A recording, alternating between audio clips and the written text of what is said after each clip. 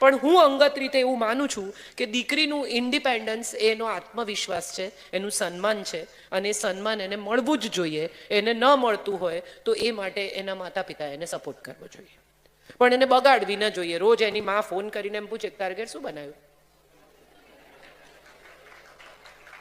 પાઉંભાજીમાં આપણે તો વટાણા ક્રશ કરી નાખીએ છીએ, એ લોકો નથી કરતા. હવે એ એના ઘરનો પ્રશ્ન છે. તમે પરણાવી છે એ જ્યાં ગઈ છે ત્યાં ટિંડોળા ગોળ સમારવા કે ઊભા એ એનો પરિવાર નક્કી કરશે, તમે નહીં. આ પણ હું માનું છું કે એ જે ઘરમાં ગઈ છે એ ઘરની પ્રથા, સંસ્કૃતિ, એ પરિવારની પ્રતિષ્ઠા, એની પ્રતિષ્ઠા પણ છે જ. અને મોટા ભાગની મમ્મીઓ દીકરી જ્યારે આવીને સાસુની બુરાઈ કરે ત્યારે એન્કરેજ કરે છે. એ બધી મમ્મીઓને મારે કહેવું છે કે એણે એવું કહેવું જોઈએ કે તું મારી બુરાઈ ત્યાં કરે છે, નહીં ને તો ત્યાંની બુરાઈ અહીંયા નહીં કરવાની.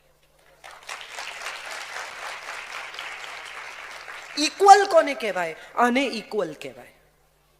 તમે તમારી મમ્મીની વાત જો તમારી સાસુ સાથે ન કરતા હો, મારી મમ્મી તો બહુ જ વિચિત્ર છે ભાઈ સાહેબ, તો તમારી સાસુની વાત તમારી મમ્મી સાથે નહીં કરતા. આ પ્રામાણિકતા છે, જો થઈ શકે તો કરી જોજો. આઈ થિંક મારી વાત પૂરી થાય છે. કોઈ બીજાને કંઈ પૂછવું? Thank you.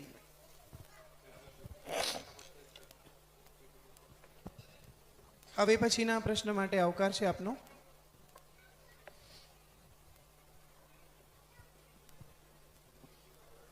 ત્યાં પેલા ભાઈને જોઈએ છે.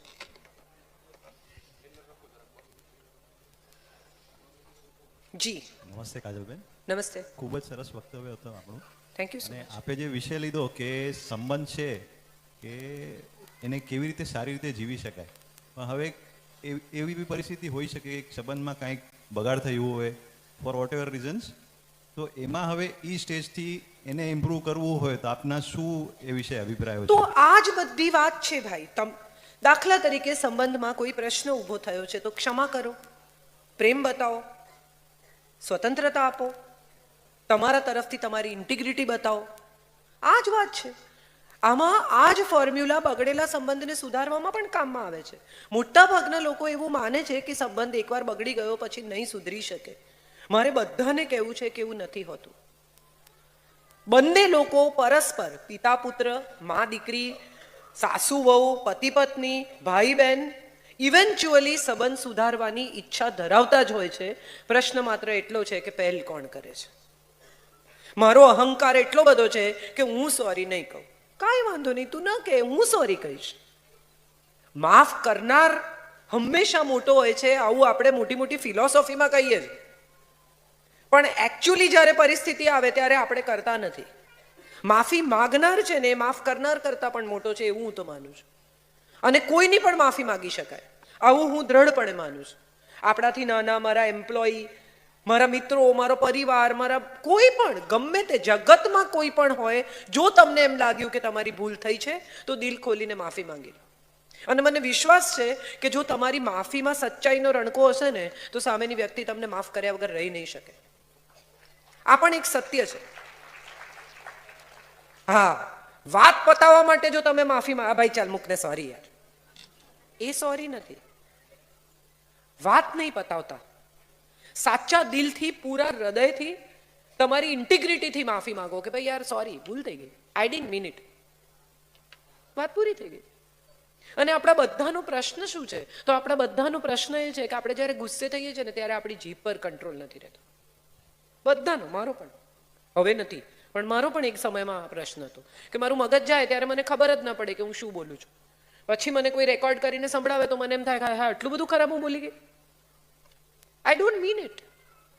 આપણે બધા જ એવું કહીએ છીએ જે આપણે મીન નથી કરતા. મારે કોઈની જરૂર નથી, ગેટ આઉટ. એકચ્યુઅલી બેગ ભરીને જતી હોય તો પાછળ દોડીએ કે ના ના ના ના ન જા. તો શું કામ ગેટ આઉટ કહ્યું? ન કહું. 10 મિનિટ ચૂપ રહેવાથી વિશ્વના તમામ ઝઘડા શાંત થઈ શકે છે, પણ એ 10 જ મિનિટ આપણે પૂરેપૂરી વાપરી લેવી હોય છે.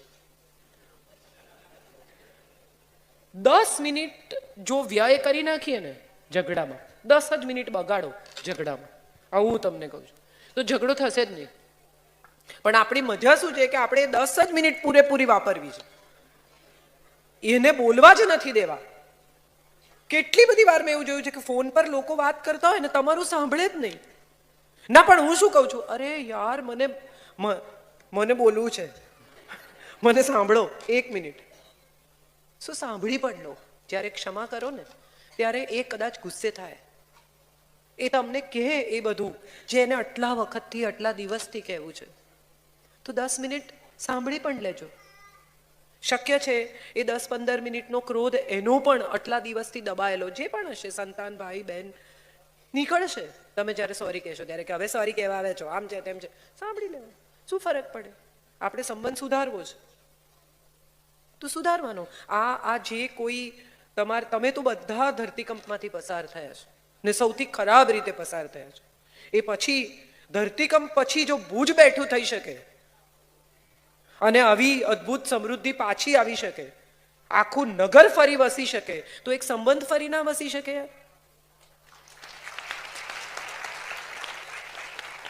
આવી કમર તોડ પરિસ્થિતિમાંથી પસાર થયા પછી જો આખું નગર બેઠું થાય તો સંબંધ તો સાવ નાની વસ્તુ છે, સુધરી જ શકે. પ્રયત્ન કરવો પડે બસ, એટલી જ મારી માન્યતા છે. એમને કઈ કહેવું છે? જી.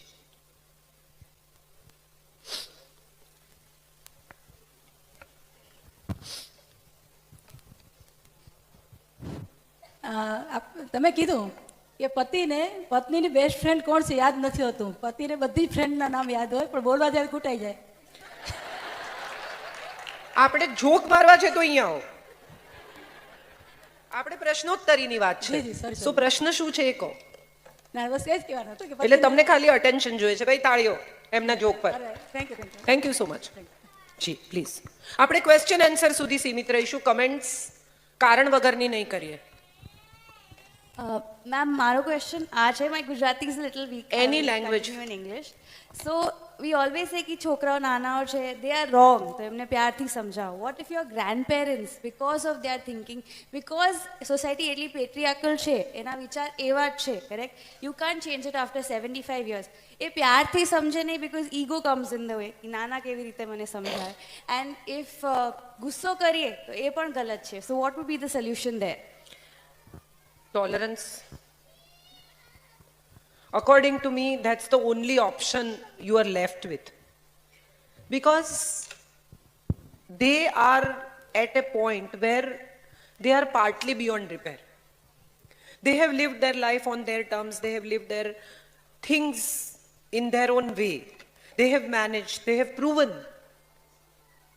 They are not ready to accept that the times have changed, thinking is changed, technology is changed, people are changed. So when they are not ready to change with the time, people, technology, thinking, they are stuck in a time frame. And when somebody is stuck in some time frame, you can't bring them out.